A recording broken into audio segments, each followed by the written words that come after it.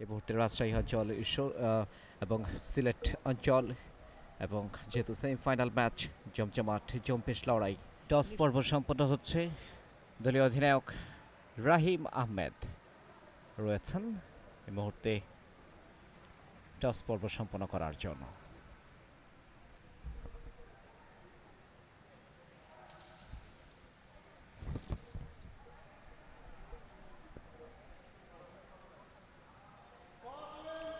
এই মুহূর্তে আরো এক এবং করতে সমর্থ হয় খুলনা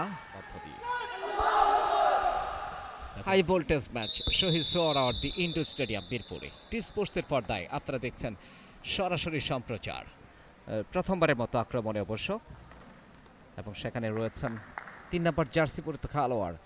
দেখা যাক এই মুহূর্তে মিসবাউল সিলেটের মাটি থেকে কিন্তু এই নতুন করে স্পোর্টস 2025-26-এর শুভ উদ্বোধন হয়েছিল, যেখানে গণপ্রজাতন্ত্রী বাংলাদেশ সরকারের মাননীয় প্রধানমন্ত্রী জনাব তারেক রহমান এই মুহূর্তে আরও একটা আক্রমণে সিলেট বিভাগের সিলেট অঞ্চলে ইসমাইল আহমেদ রাজশাহী অঞ্চল 4, প্রতিপক্ষ সিলেট অঞ্চল 3। চমৎকারভাবে এবং তাকে আউট করা হলো অবশ্য এই মুহূর্তে, কিন্তু আক্রমণে সেখানে সিলেট অঞ্চল। দেখা যাক, ওয়াও চমৎকারভাবে এবং প্রতিপক্ষ দলের খেলোয়াড়রা সবাই কিন্তু তাকে প্রতিহত করলেন। এই মুহূর্তে আবারও আক্রমণ, আউট হয়ে গেলেন রাজশাহী অঞ্চল 6, সিলেট অঞ্চল 7। 1 পয়েন্ট বেড়ে গেল সিলেট অঞ্চলের। সিলেট অঞ্চলের 1 পয়েন্ট বেড়ে গেল, 2 পয়েন্টের ব্যবধান। এই মুহূর্তে শহীদ সোহরাওয়ার্দী ইনডোর স্টেডিয়াম বীরপুরে আরও একজন খেলোয়াড় আউট হয়ে গেল।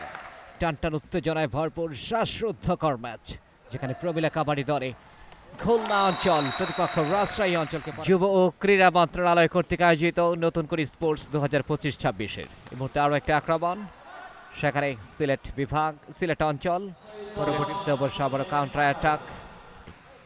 সামি আক্রমণের দায়িত্বে থাকছেন বেশিরভাগ সময়। এবারে কিন্তু কাবাডি প্রতিযোগিতার প্রথমার্ধের খেলা শেষ হয়ে গেল। Half time score line Sylhet অঞ্চল 20, প্রতিপক্ষ রাজশাহী অঞ্চল 10। সুপ্রিয় দর্শক, দ্বিতীয়ার্ধের খেলায় আমি মুরাদ আপনাদের সকলকে আরও একবার স্বাগত জানাচ্ছি শহীদ সোহরাওয়ার্দী ইনডোর স্টেডিয়াম মিরপুরে। এই মুহূর্তে আরও একটা আক্রমণে সুপ্রিয় দর্শক, আপনারা দেখছেন টি স্পোর্টসের পর্দায় সরাসরি সম্প্রচার শহীদ সোহরাওয়ার্দী ইনডোর স্টেডিয়াম নান্দনিক প্রতিযোগিতার আগামী 27 তারিখে সমাপনী অনুষ্ঠান বাংলাদেশ আর্মি স্টেডিয়াম অনুষ্ঠিত হবে। এই মুহূর্তে আক্রমণে সিলেট অঞ্চলের সিলেট অঞ্চলের 20। আরও একটা আক্রমণে দেখা যাক রাজশাহী অঞ্চল এবং সেখানে মাহফুজ হোসেন বাদশাহ, Masum Hossain captain out out. এই মুহূর্তে কিন্তু আরও একটা আক্রমণে বল চলে গেল এবং আমরা দেখছি আক্রমণে রাজশাহী অঞ্চল মিডলাইন আহাদ বাবু, 3 জন খেলোয়াড় রয়েছেন মাঠে। সিলেট অঞ্চল 34, রাজশাহী অঞ্চল 16।